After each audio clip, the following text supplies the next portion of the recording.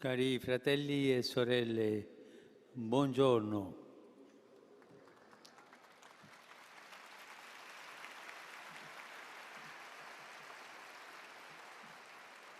Il Vangelo che abbiamo ascoltato ci presenta una figura che spicca per la sua fede e il suo coraggio.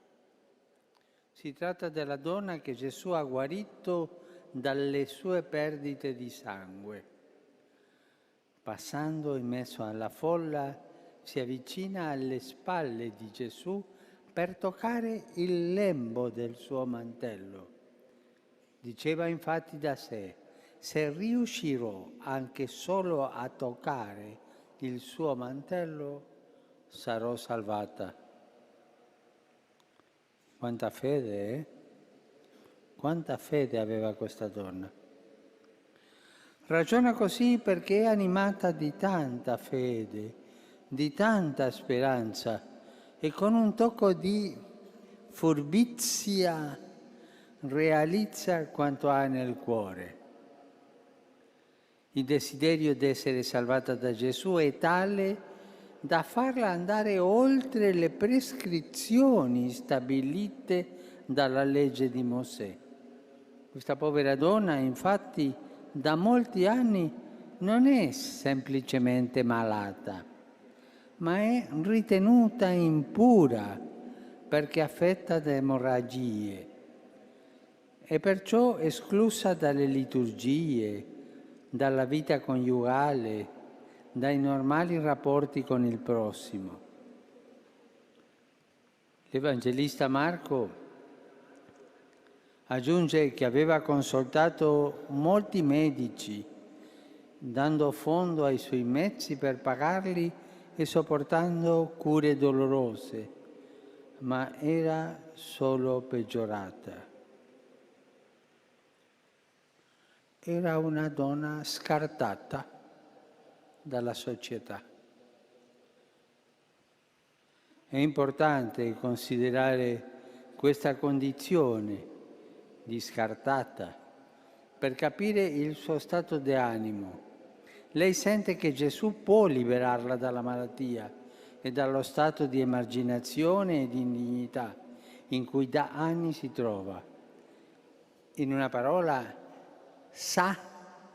senti che Gesù può salvarla. Questo caso fa riflettere su come la donna sia spesso percepita e rappresentata. Tutti siamo messi in guardia, anche le comunità cristiane, da visioni della femminilità inficiate da pregiudizi e sospetti lesivi della sua intangibile dignità. In tal senso sono proprio i Vangeli a ripristinare la verità e a ricondurre a un punto di vista liberatorio. Gesù ha animato la fede di questa donna che tutti evitavano e ha trasformato la sua speranza in salvezza. Non sappiamo il suo nome, ma le poche righe con cui i Vangeli descrivono il suo incontro con Gesù delineano un itinerario di fede capace di ristabilire la verità e la grandezza della dignità di ogni persona. Nell'incontro con Cristo si apre per tutti, uomini e donne di ogni luogo e di ogni tempo, la via della liberazione e della salvezza. Il Vangelo di Matteo dice che quando la donna toccò il mantello di Gesù, egli si voltò e la vide e quindi le rivolse la parola.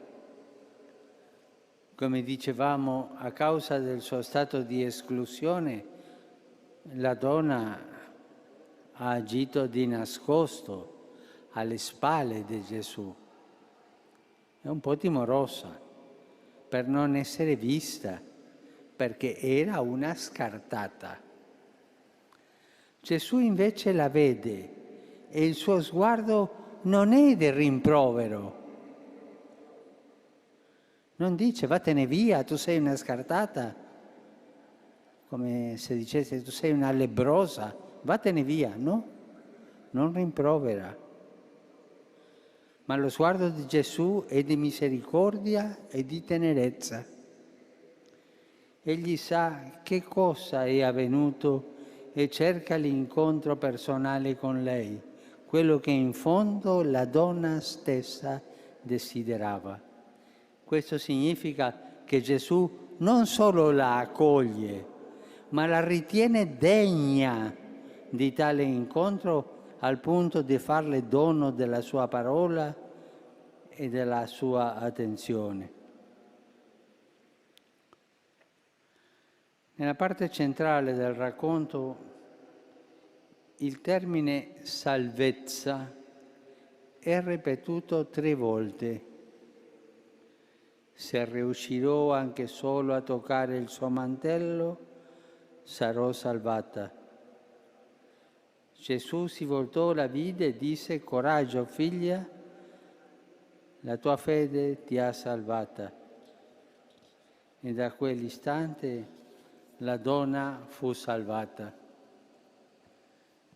Questo coraggio, figlia, dice Gesù, esprime tutta la misericordia di Dio per quella persona e per ogni persona scartate. Ma quante volte ci sentiamo interiormente scartati per i nostri peccati? Ne abbiamo fatto tanti. Ne abbiamo fatto tante.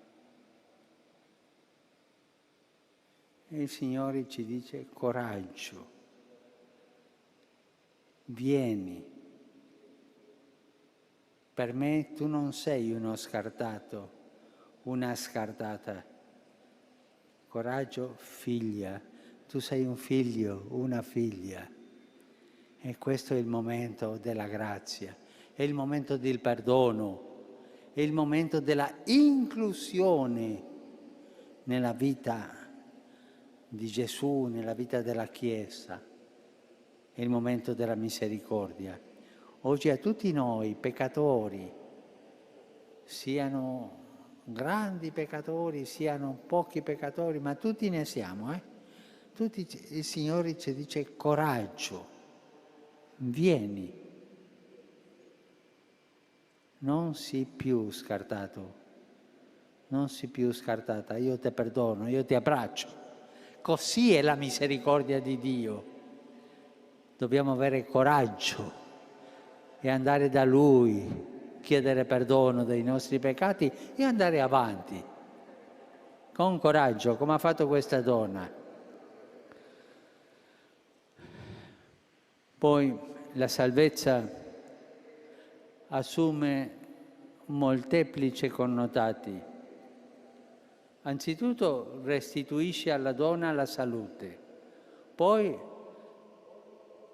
la libera dalle discriminazioni sociali e religiose. Inoltre realizza la speranza che lei portava nel cuore, annullando le sue paure e il suo sconforto. Infine la restituisce alla comunità, liberandola dalla necessità di agire di nascosto. E quest'ultimo è importante. Uno scartato sempre agisce di nascosto qualcosa, o tutta la vita, pensiamo ai lebbrosi di quei tempi, ai senza tetto di oggi, e pensiamo ai peccatori, a noi peccatori, sempre facciamo qualcosa di nascosto, come abbiamo la necessità di fare di nascosto perché ci vergogniamo di quello che siamo. E Lui ci libera di questo. Gesù ci libera e ci fa andare in piedi. Alzati, vieni in piedi. Come Dio ci ha creato. Dio ci ha creato in piedi. non umiliati, in piedi. Quella che Gesù dona è una salvezza totale, che reintegra la vita della donna nella sfera dell'amore di Dio e al tempo stesso la ristabilisce nella sua piena dignità. Insomma, non è il mantello che la donna ha toccato a darle la salvezza, ma la parola di Gesù accolta nella fede, capace di consolarla, guarirla e ristabilirla nella relazione con Dio e con il suo popolo. Gesù è l'unica fonte di benedizione da cui scaturisce la salvezza per tutti gli uomini e la fede è la disposizione fondamentale per accoglierla. Gesù ancora una volta, con il suo comportamento pieno di misericordia, indica alla Chiesa il percorso da compiere per andare incontro ad ogni persona, perché ognuno possa essere guarito nel corpo e nello spirito e recuperare la dignità di figli di Dio. Grazie.